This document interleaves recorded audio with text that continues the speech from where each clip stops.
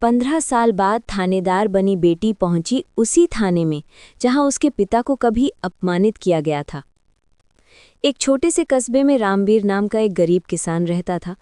वो ईमानदार था, मेहनती था, लेकिन किस्मत जैसे उससे हमेशा रूठी रहती थी।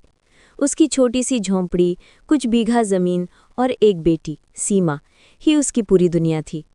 रामवीर अपनी बेटी से बहुत प्यार करता था। वो हमेशा कहता था, सीमा तू पढ़ लिख जाए तो हमारे गांव का नाम रोशन हो जाएगा।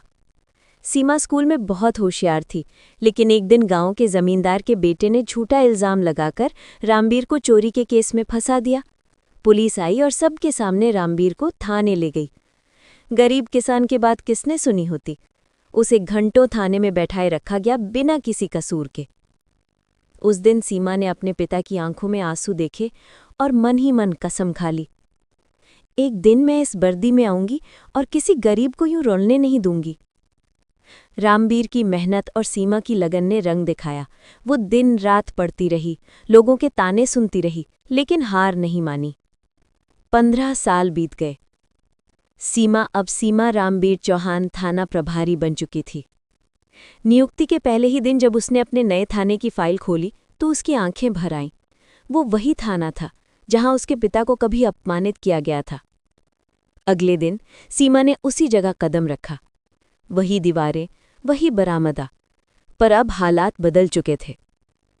थाने के गेट पर भीड़ लगी थी। अचानक एक बुजुर्ग किसान अपने फटे कपड़ों में अंदर आया। पुलिस वाले उसे रोकने लगे, लेकिन सीमा ने कहा, उसे आने दो, कोई गरीब थाने में रोके नहीं जाएगा। वो बुजुर्ग कोई और नहीं बल्कि उसके अपने पिता रामवीर थे। पिता बेटी को वर्दी में देखकर रो पड़े। सीमा ने झुककर उनके पैर छुए और कहा, अब कोई गरीब इस थाने में अपमानित नहीं होगा बाबा। पूरा थाना तालियों से गूंज उठा। लोगों की आंखों में आंसू थे, पर गर्व भी था। सीख, कभी किसी गरीब को उसकी हैसियत से मत आंकिए। वक्त बदलता है और कभी-कभी ऐसा बदलता है कि इतिहास बन जाता है।